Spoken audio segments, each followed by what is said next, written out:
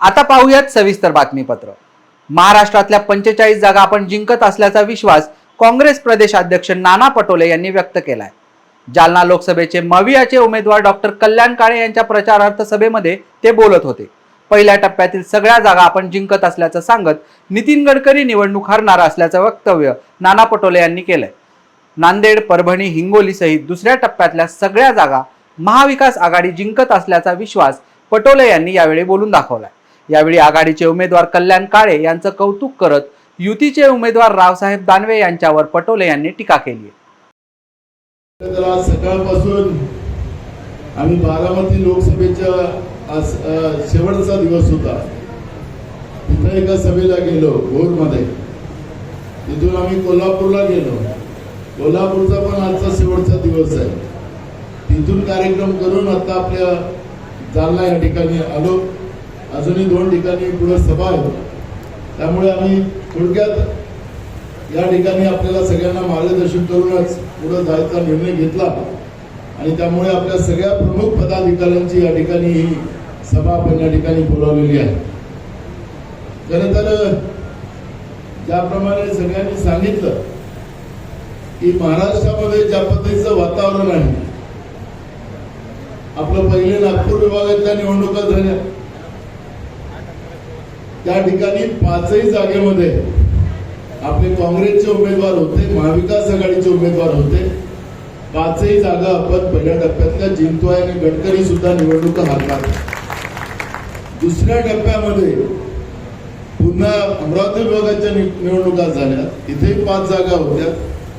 आपली इकडली नांदेड होती मराठवाड्यातली, या त्याही 5 आणि नांदेड आणि परभणी आणि हिंगोली दुसऱ्या टप्प्यातल्या या सगळ्या जागा आपण जिंकतोय, नांदेड सहित।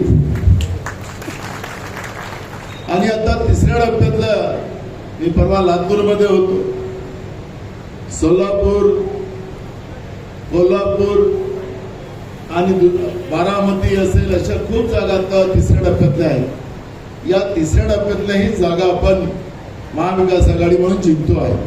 राज्यामध्ये 45 जागा आपण जिंकतो आहे, पण ही जागा जी आहे जालन्याची, ही 14 टप्प्यातल्या निवडणुकीत आहे।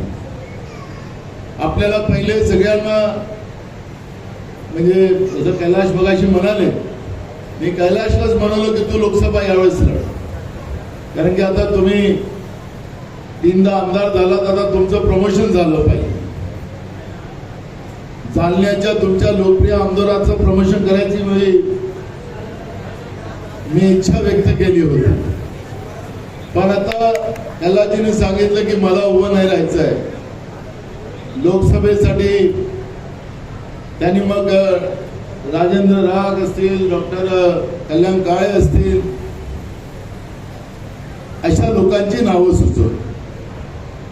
मग अशा सगळ्यांची चर्चा करून विलास होताळे साहेब पण होते त्याच्यात, आणि अशा सगळ्यांची चर्चा करून मग आखरी शिक्कामोर्तब, एकीकडे साहेब आणि एकीकडे तुमच्याकडे कल्याण करणारा माणूस कल्याण काळे, असा हा 2 फरक आम्ही केला। कारण की ते रावसाहेबच राहिले, ते हवेतच राहिले इतके वर्ष, त्यांचा सामान्याशी कधीच नाळ जोडलेली नाही। पण आपला कल्याण काळे हा जमिनीवरचा कार्यकर्ता, याला जालन्यातून लोकसभेला निवडून पाठवायचा हा निर्णय पक्षाने घेतला आणि डॉक्टर कल्याण काळेला आपण तिकीट दिली। आणि ज्या दिवशी फॉर्म आपण भरला, त्या दिवशी आपले माजी मंत्री अमित देशमुख साहेबांना मी जाणीवपूर्वक त्यांना सांगितलं की आपण जा या फॉर्मला, कारण की मला दुसऱ्या सभा होत्या। आणि त्या दिवशी मी आपण सगळ्यांची महाविकास आघाडीची सगळी मंडळी आणि ज्या पद्धतीने गर्दी होती आणि स्वतःहून कल्याण काळेंच्या फॉर्म भरण्यासाठी लोकांची गर्दी पाहिली, आणि त्या दिवशी शिक्कामोर्तब झाला की कल्याण काळेच्या रूपाने महाविकास आघाडीचा उमेदवार जालना लोकसभेतून निवडून जाईल, अशा पद्धतीचा संदेश आपण सगळ्यांनी दिला।